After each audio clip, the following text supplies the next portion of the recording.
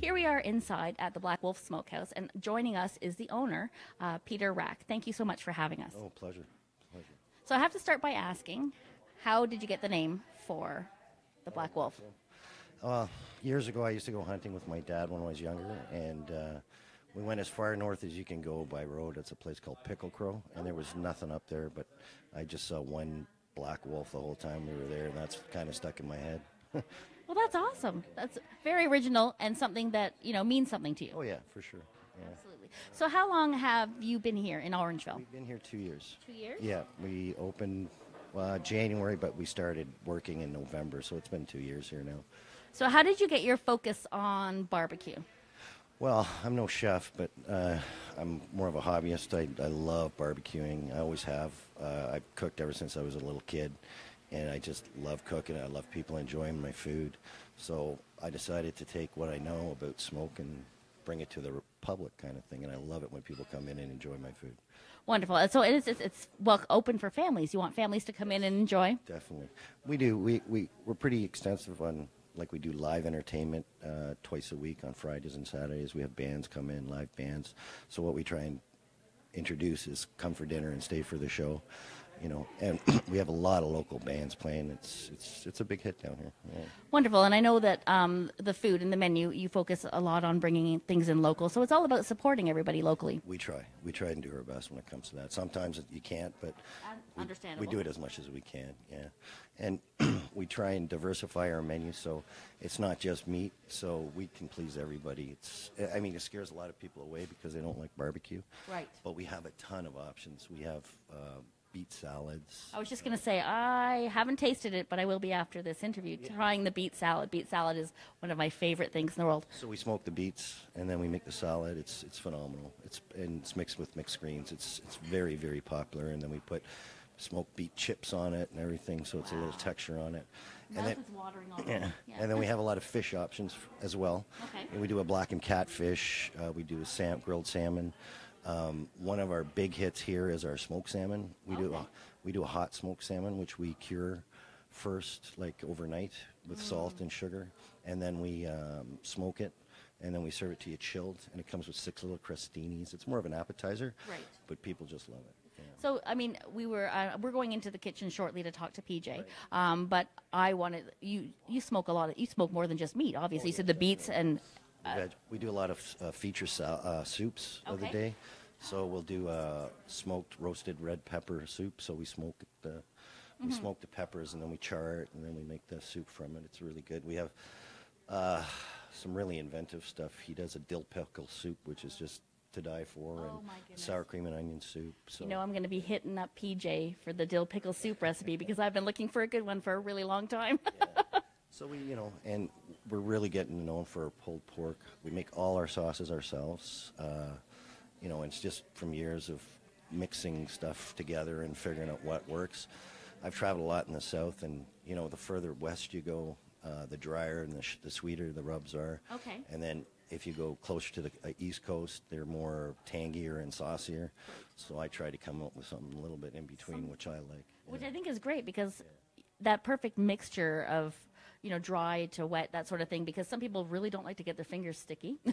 Well, and it's just that whole, it's a matter of texture and that sort of thing. So And we do the fall off the bone ribs. You're not supposed to, but everyone loves the fall off the bone. Like, if you're in a competition and you do it and they're fall off the bone, you're disqualified on a minute. But people insist on having fall off the bone ribs. So well, you are very well known for your ribs. Absolutely. we cook them a little longer, but they're still tasty and fantastic. So it is a real process. So when you're working out the menu with your chef, does he have free reign on what he does, or do you have input in there? We work together. A lot of the stuff is his. Like he works on all the soups, and he does some great features every day. We try and get inventive on that side. And usually it's fish options to keep everybody happy, or pork, or something that's not smoked. Right. Yeah. It can't all be smoked. Yeah, that's true. Well, we do. We tie it in, like we'll do a smoked rainbow trout, which is very popular when we do it, and then we do smoked duck breast, which is very popular as well. Well, I want to thank you so much for having us in. Oh, my pleasure. And we're going to go in the back and talk to PJ, and he's going to show us some secrets about some of the things he makes, but not all the secrets. But you need to stay tuned, and PJ will be right with us. Thanks so much.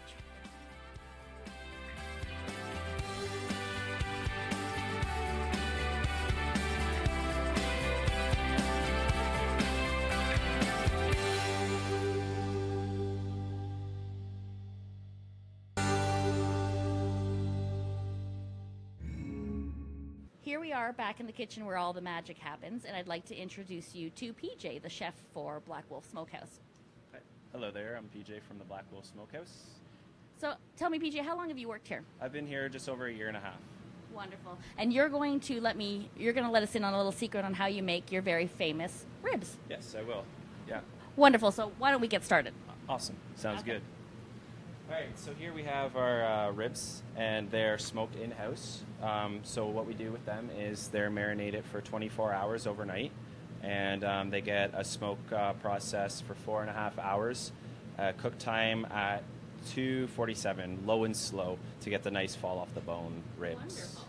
So I'm going to get these going right into the oven, and that's what we do for about 15 minutes in the oven.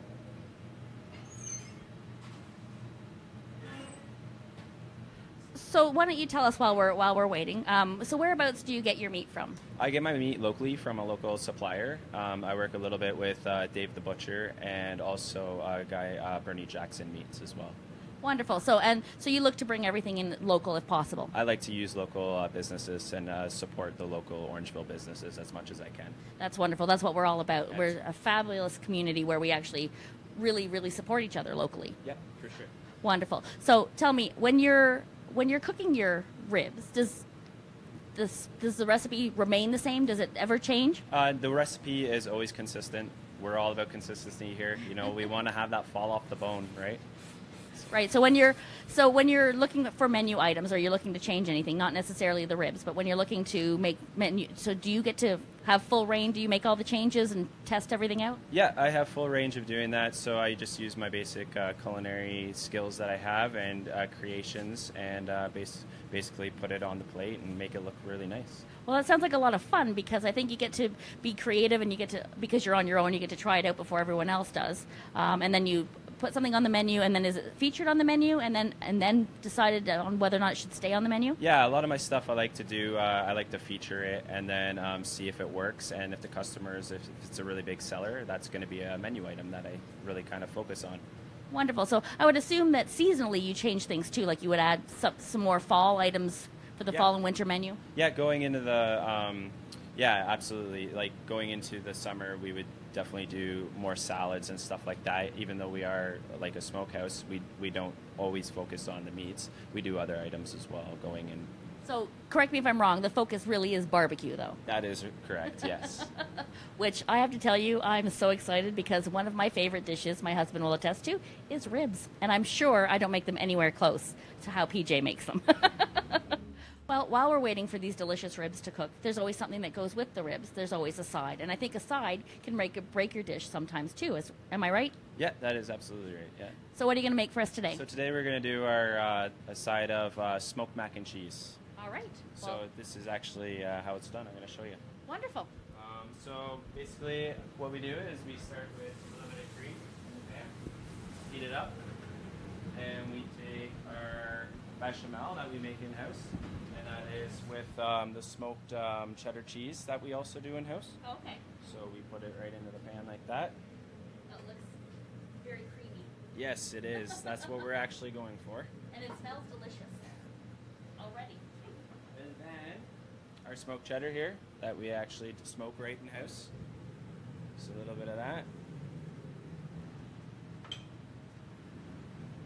And you're going to cook this on about medium heat because you want to make sure that it's really nice and creamy. That's what we're going to go for, and the smoky texture. Wonderful. So you just said you smoke your cheese in-house as well. Yeah, we do.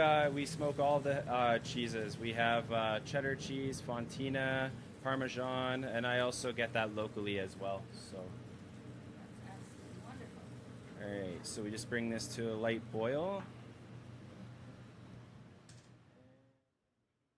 So once that product is finished, we give the mac a toss here. And I'm going to just start plating this now. Over here. That looks absolutely delicious.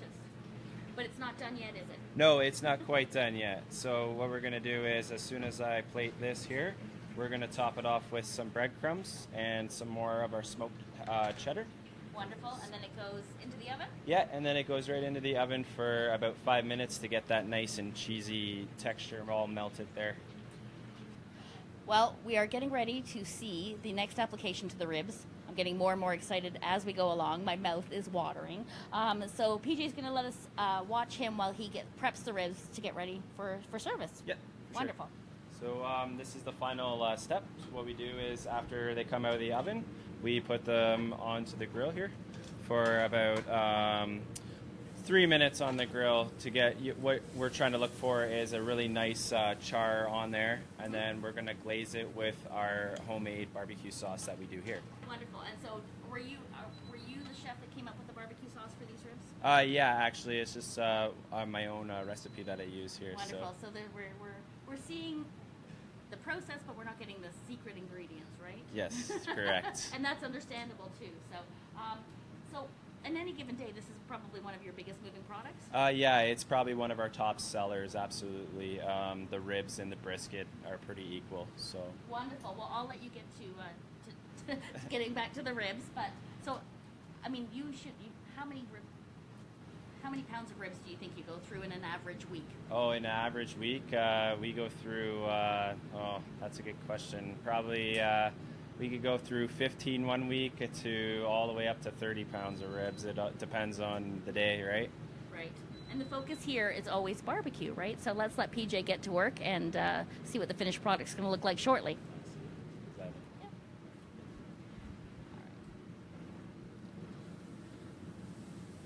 Right here, I'm just starting to glaze off the ribs here with our barbecue sauce. Mm-hmm. So what we're going to do is we're just going to give that a little flip. And you want to put it on each side for about 2 minutes. Okay. Because we're really looking for that nice charred glaze.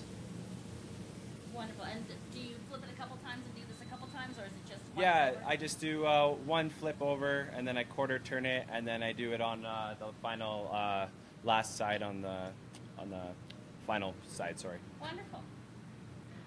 So everything looks like it's absolutely ready to go. Yes, it is. So now it's plating time. So wonderful.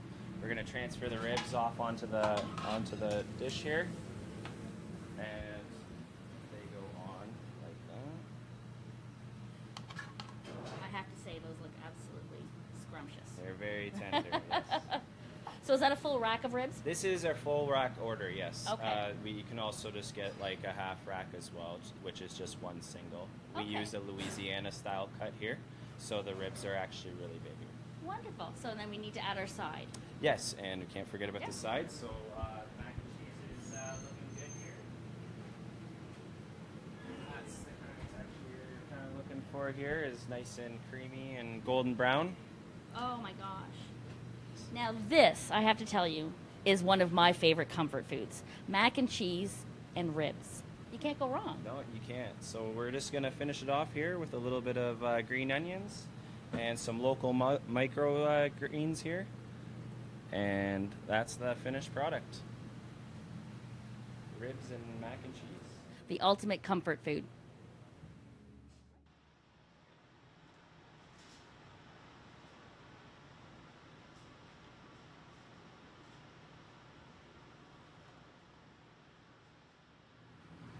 All right. So PJ just took some brisket out of the smoker. Yep, that is correct. Wonderful. So why don't you start by telling me how the smoker works and what the process is about smoking meat? Okay, so what we do with the brisket is we marinate it for 24 hours in our house rub that we make in-house. And it goes in there the first day it gets marinated for the 24 hours, like I said, and then it gets smoked for about 12 hours depending on the size of brisket. Now, the brisket is a lower chest piece. It could be beef or veal. Okay. In this situation, we're using beef at our place. And so like I said, 12 hours, 3 smokes. We use hickory smoked. And hickory is mainly used for beef product. And the pork is used with apple, and then cherry we use for fishes. Okay, so you change the type of wood chips that are in the smoker. Yep, for sure. Yeah, and we used hickory here. Wonderful. So why don't you tell us about how the marinade process works? Okay, so the marinade. So what we do is we rub the brisket down with Dijon, then we inject it with apple cider and cayenne, and then we do our rub. And the rub gets 24 hours, and then it's ready for cooking time. So it's a long process then, preparing it. Yeah, the full process takes about 2 days for the fully cooked product to come out. Wonderful. So we have, you said beef brisket here. Yep. Wonderful. So why don't you tell us what the next step is once it's been marinated and done in the... So the next step is after it's done in the smoker there, we take it out and we cut it up, and then we get ready to cook it up. Okay, so it's still not done. There's still more to do. Yeah, there's still a little bit of a process left to it. So it's been smoked, it's been marinated, it's been cooking for 2 days to make this beautiful piece of meat. So you're going to now cut up the meat, and then how is a brisket normally served? More than one way? Yeah, there is. We have a main, which we do, which is with 2 sides, and then we also have a brisket brisket sandwich, which is served on a bun with horseradish aioli and lettuce and tomato, which that's the product I will be showing you at the end. Yeah. So I'm going to let you go away and go away. I'm going to go away, and I'm going to let you start to cut up the meat, and then it's going in. It's going to be sautéed for a little bit. Yeah, it's going to be sautéed in its own drippings, and then it's ready to go. Okay, well, keep watching because this is an awesome meal.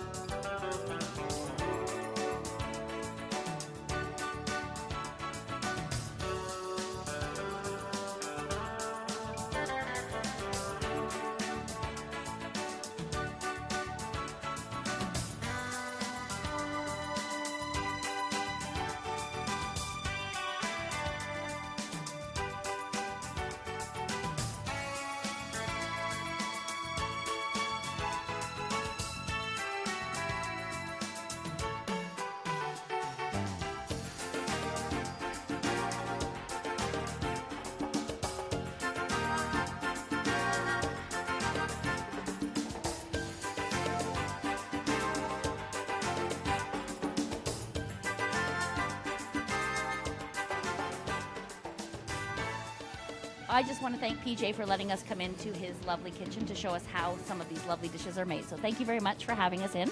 Thank you very much for having me. These are comfort foods, a whole menu filled with beautiful comfort foods. Please come into the Black Wolf Smokehouse and give them a try. Until the next time, bye-bye.